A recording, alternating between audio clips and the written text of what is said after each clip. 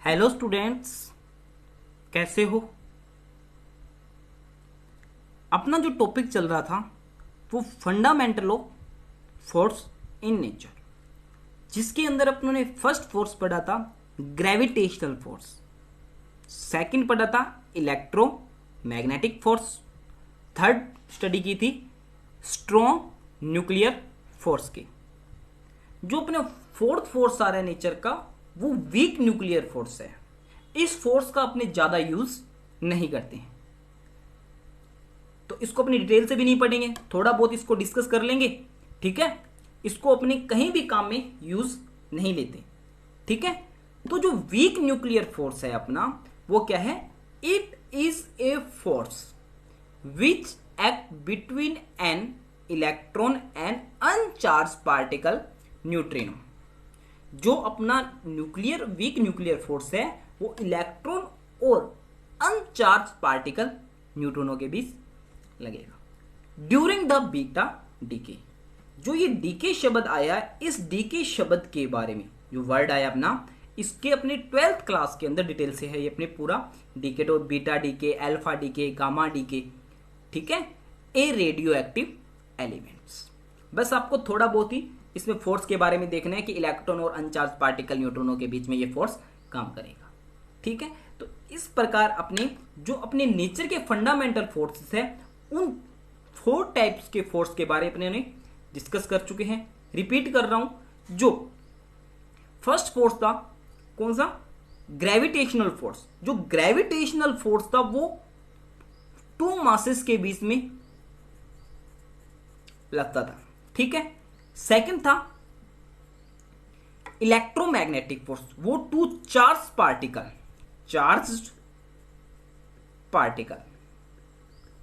ठीक है, जो अपना ग्रेविटेशनल फोर्स था वो अट्रैक्टिव फोर्स था। कैसा फोर्स था? Attractive force.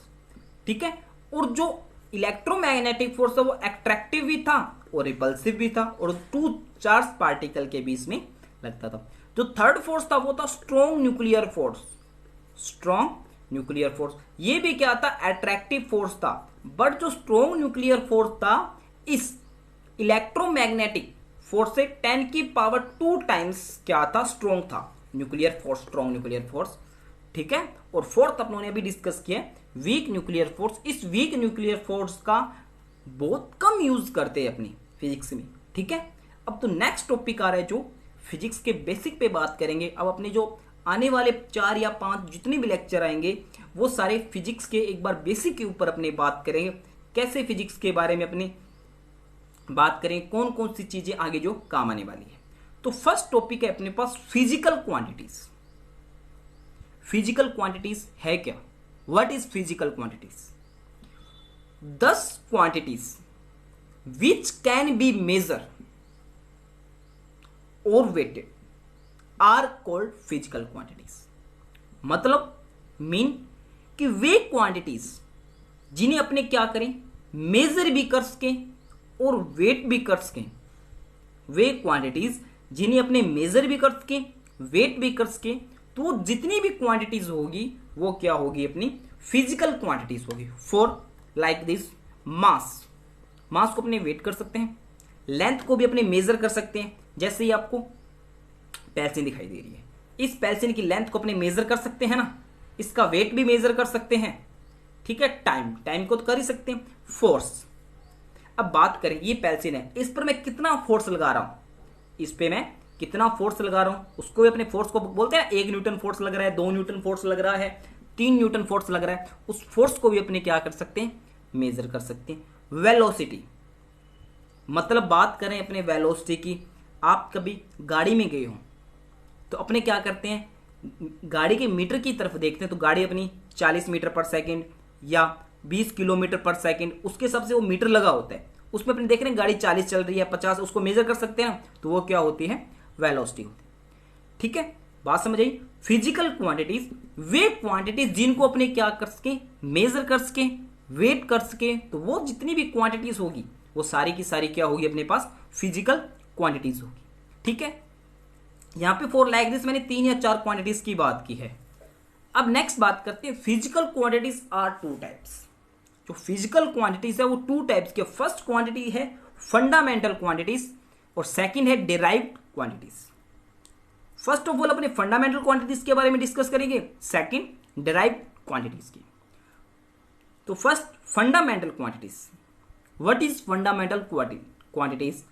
The physical quantities which do not depend upon or other quantities are called fundamental quantities। मतलब जो फिजिकल क्वांटिटीज का जो पार्ट है, मतलब वे फिजिकल क्वांटिटीज जो किसी अदर क्वांटिटीज पर डिपेंड नहीं करती, सेल्फ डिपेंड रहती है। बात समझाई?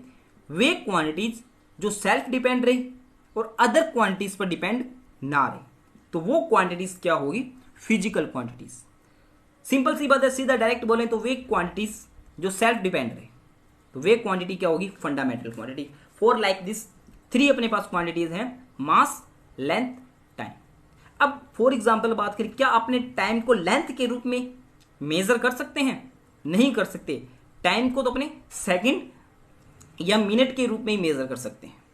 क्या लेंथ को अपने टाइम के अकॉर्डिंग मेजर कर सकते हैं? नहीं। अपने ऐसे बोल देंगे अब 5 सेकंड लेंथ है, 10 सेकंड लेंथ है, नहीं। इसको अपने मीटर या सेंटीमीटर में कन्वर्ट करते हैं। ठीक है। मासेस को अपने ग्राम या किलोग्राम में। तो देखो, मास अपने खुद पे डिपेंड है, लेंथ खुद पे डिपेंड है और टाइम्स क्या है? खुद पे डिपेंड है। जैसे मैंने बात कर ली लेंथ की, बात करें जैसे मीटर, सेंटीमीटर, ये तो क्या इसके खुद के पार्ट है। इसकी मेजर की क्या है? प्रॉपर्टीज है। जैसे मीटर में मेजर कर लिया, सेंटीमीटर में कर लिया, ठीक है। तो इसकी एक क्वांटिटी है खुद की, ठीक है। ये था अपने पास फंडामेंटल क्वांटिटी, वे क्वांटिटी जो सेल्फ डिपेंड रहे, फंडामेंटल क्वांटिटीज। सिंपल सी बात है, एक लाइन के अंदर। Second derived quantities.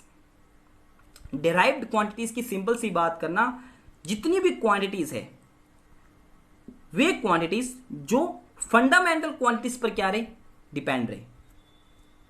Thus, physical quantities which are derived from fundamental quantities and depend on them are called derived quantities। Repeat कर रहा हूं, जो derived quantities है वो fundamental quantities पर क्या करती है? डिपेंड रहती है। फॉर एग्जाम्पल अपनी बात करते हैं फोर्स। एक बार फोर्स की बात करते हैं, सिर्फ एक फोर्स फॉर्मूले के ऊपर।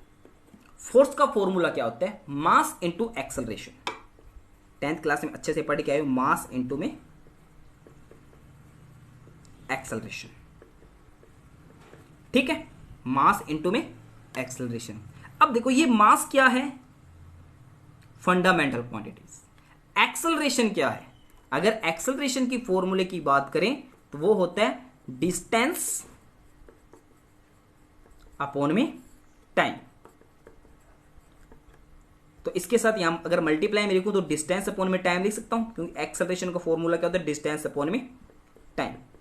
अब बात करो, देखो जो फोर्स का फॉर्मूला है, मास कैसी क्वांटिटी है? फंडामेंटल।